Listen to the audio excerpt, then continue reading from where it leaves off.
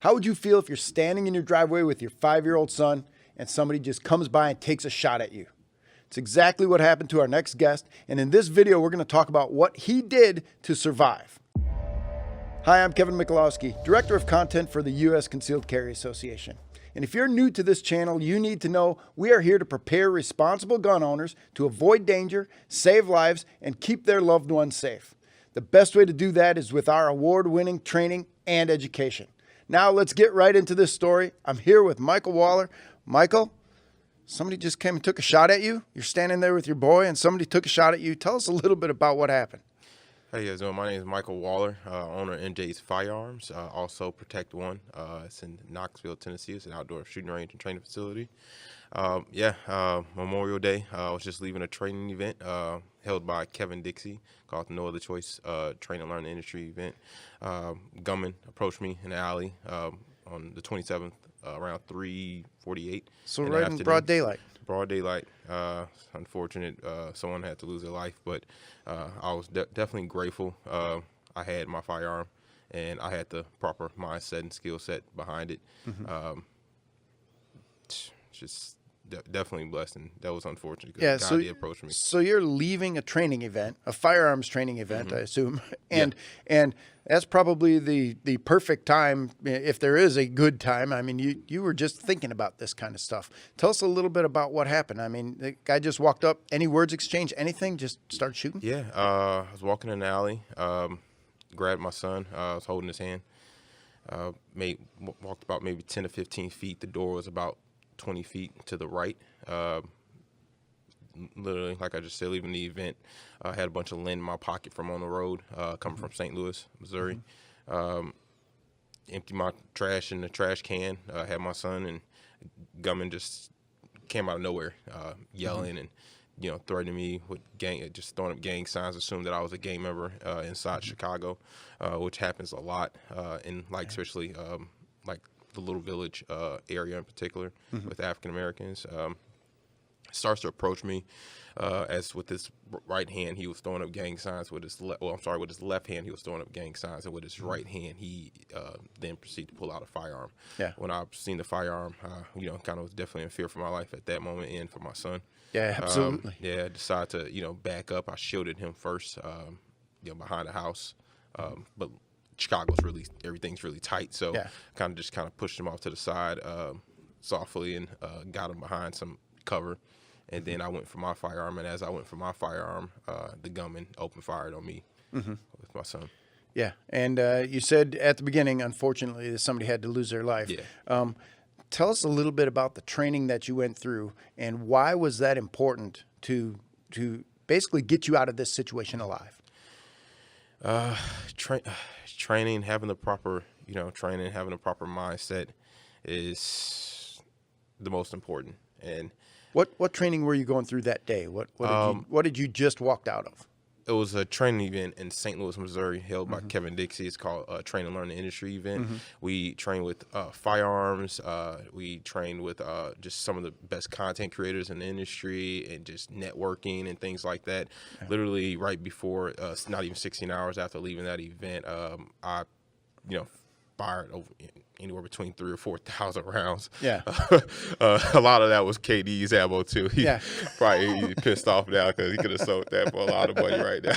Yeah, if he'd have saved those 3,000 rounds at this point. I wish so. But it was the best 3,000 rounds, 3,000 to 4,000 rounds I shot in my life because not even knowing, we never know. But you don't get to pick the day. The day picks you. Yeah, so it prepped me for that situation that changed my life forever. So as this unfolded in front of you, talked a little bit about how you felt and what you saw. A lot of folks will talk, and I've seen it, when I had a couple of bad traffic stops working as a police officer, and to me, things kind of slowed down a little bit. What did it look like to you as this was unfolding in front of you? Was it happening in real time?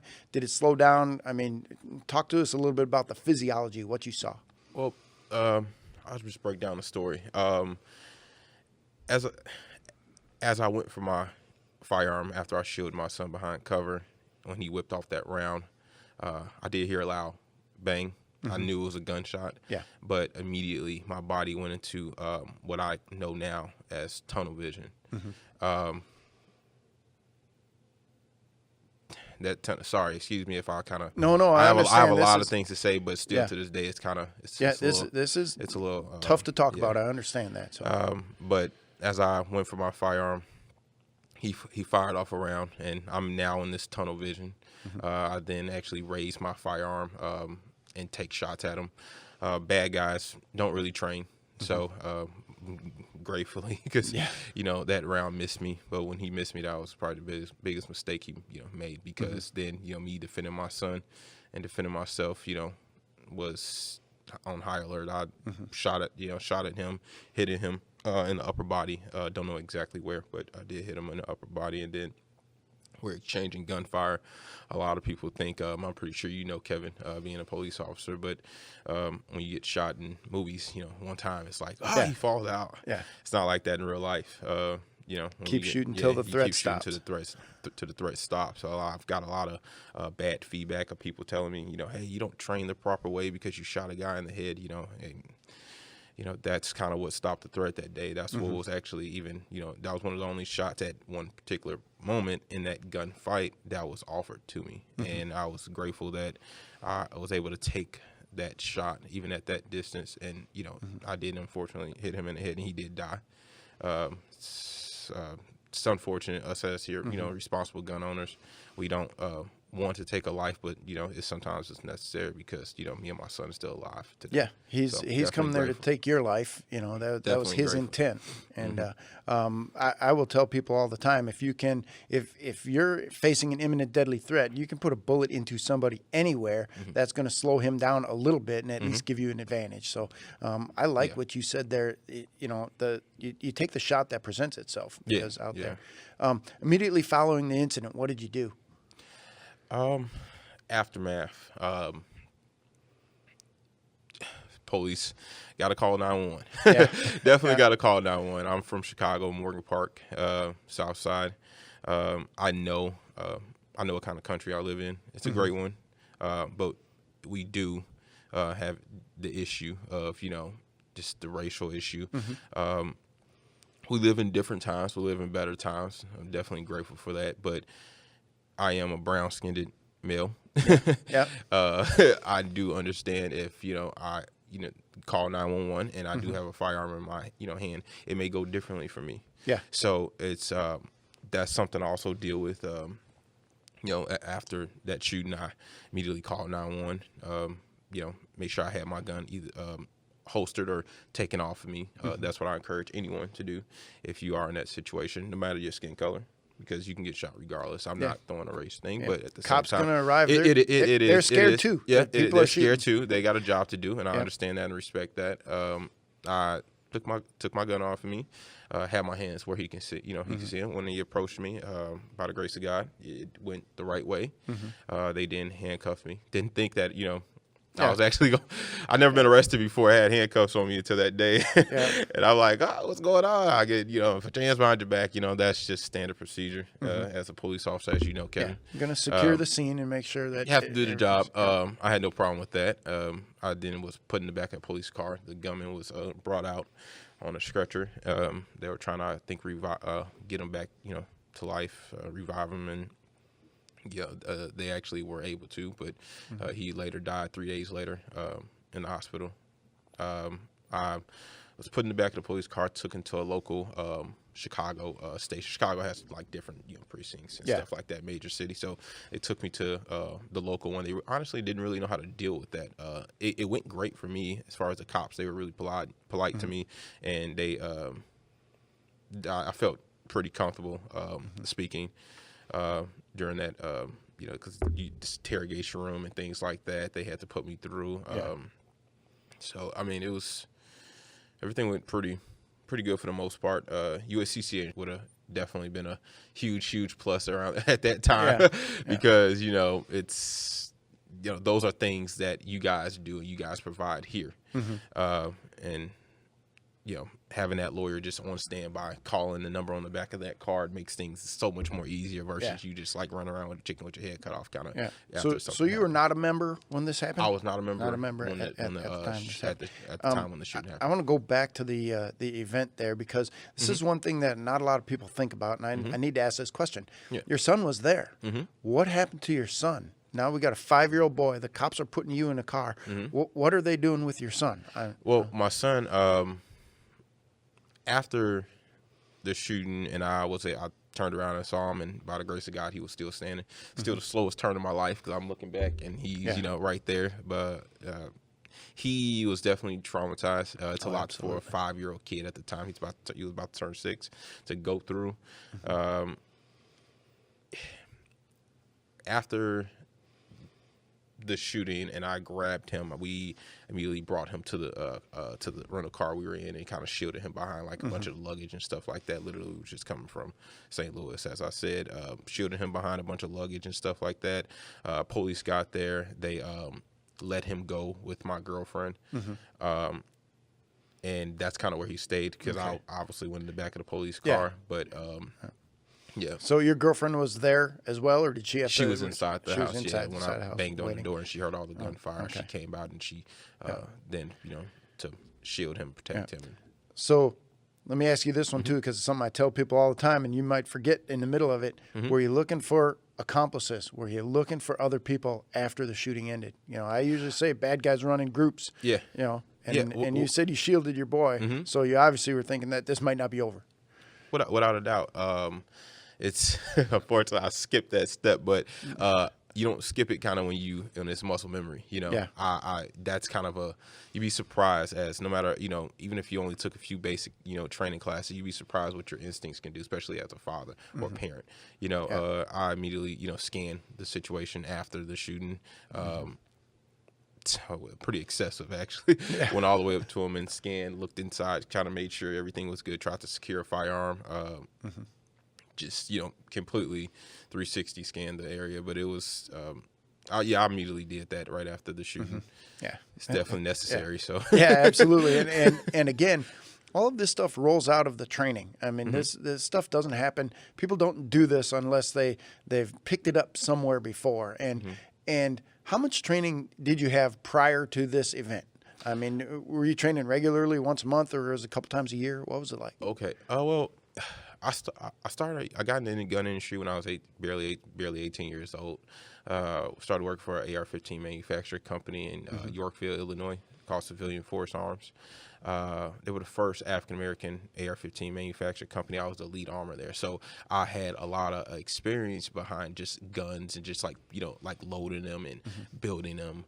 But as far as running, I took concealed carry course. It was not to toot my horn, but I kind of felt like I was a little bit more of a natural with a gun. I played sports, kind of my mechanics were pretty, good.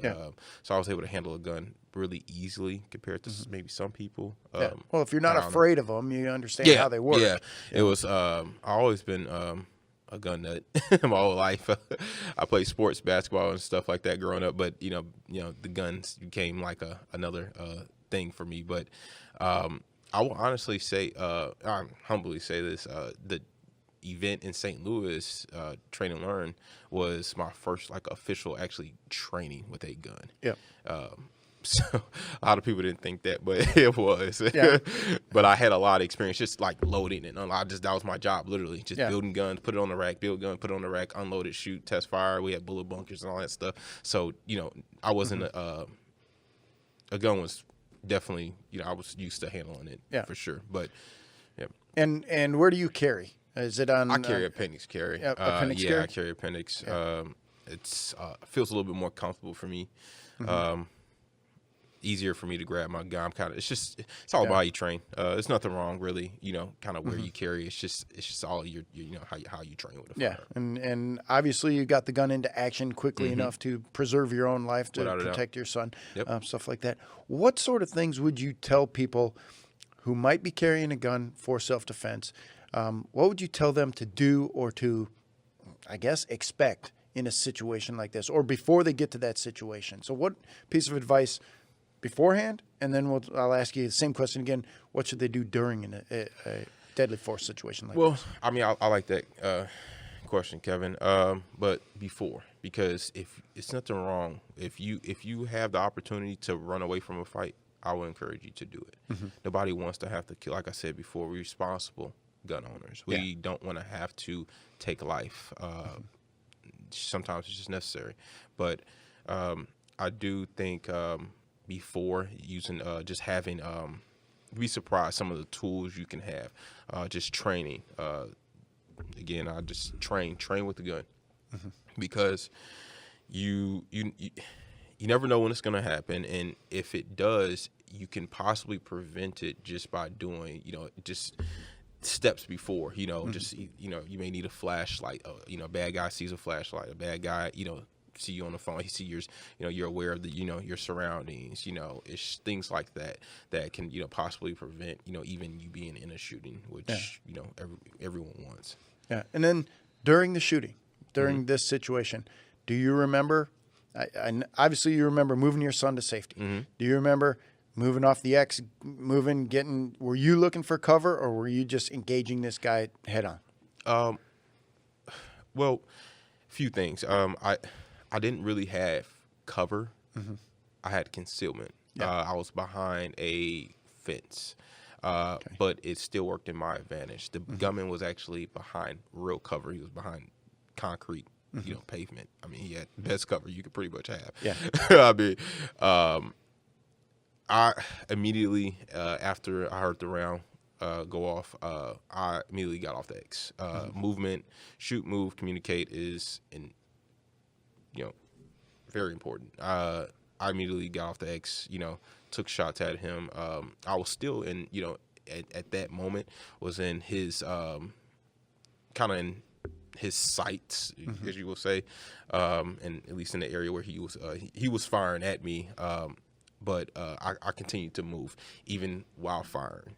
And when I got behind concealment, for a brief second, it all happens very fast. But for a very, very brief second, he then picked his head up thinking, he was already hit. He thought that the fight was over with. And when he picked his head up, that's what the shot that was presented to me. And I did take him down because he was actually still firing as he picked his head up. And he saw me because he saw me behind the fence slightly because it was a crappy fence. But and people need to understand, too, that he may be shot.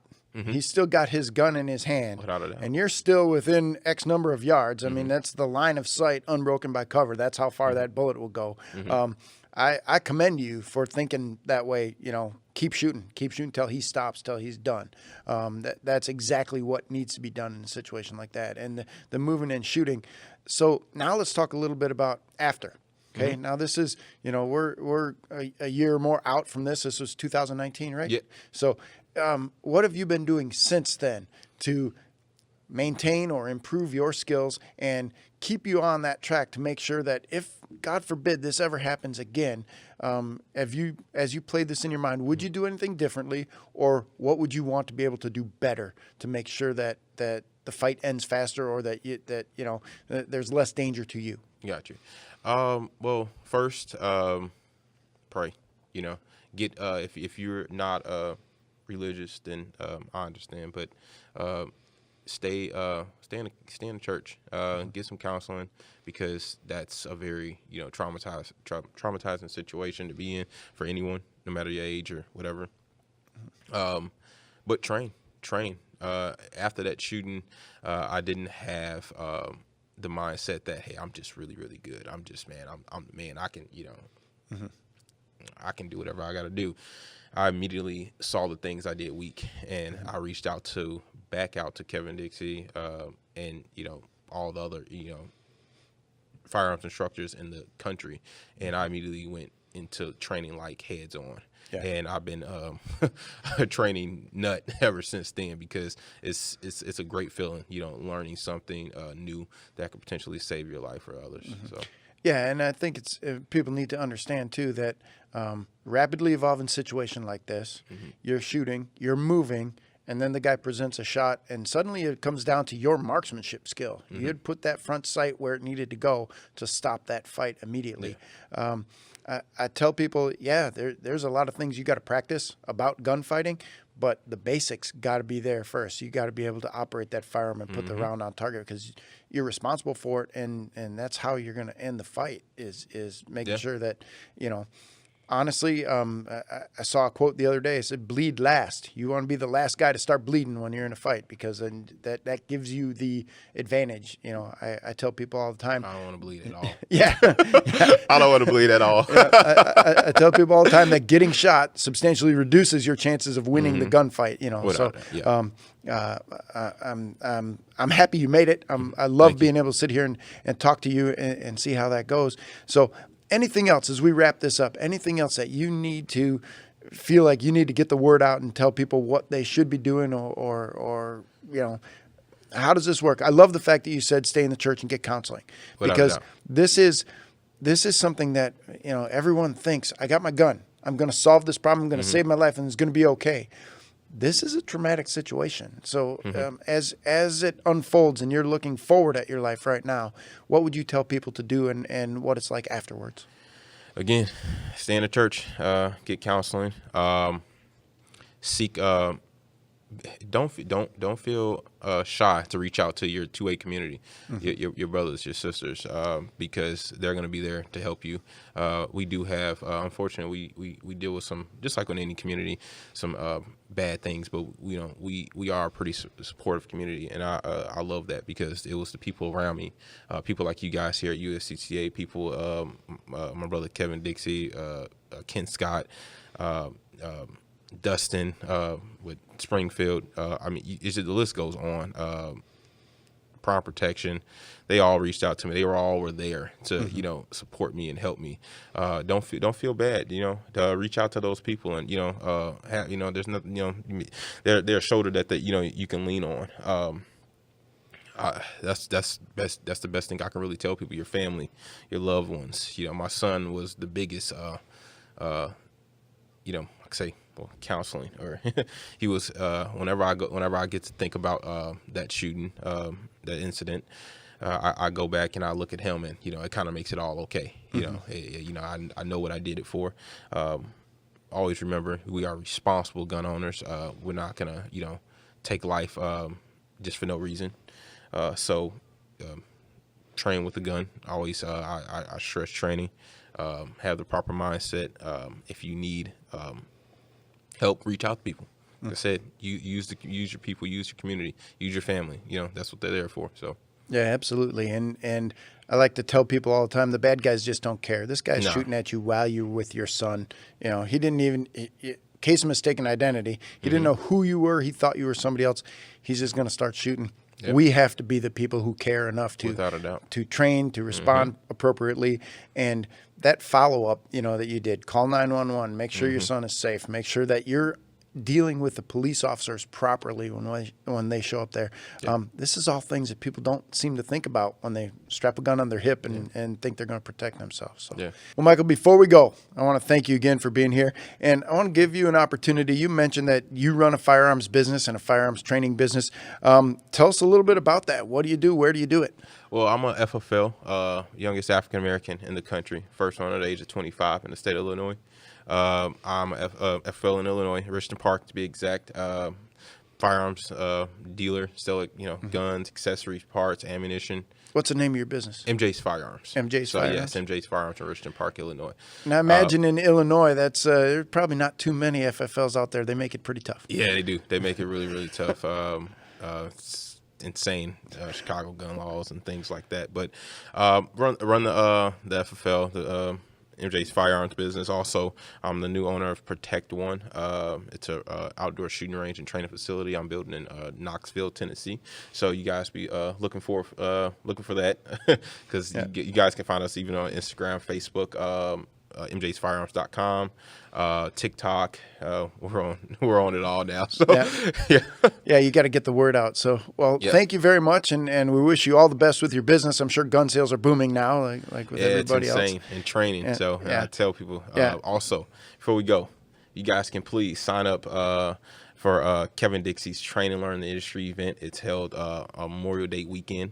I believe it's the 24th and 25th. I could be wrong, but I will encourage everybody to sign up for that event. That's going to be really dope, and I will be there speaking at that event as well. So, yep. Kevin Dixie's Train and Learn event, Memorial Day weekend. It's going to be really nice. Yep. Thank you very much, Michael. Thanks again for being here. I'm Kevin Michalowski, Director of Content for the U.S. Concealed Carry Association. If you enjoy the videos like this, please subscribe to this channel and click on that notification bell. We'll send you a notification every time we come out with a new video. Stay safe.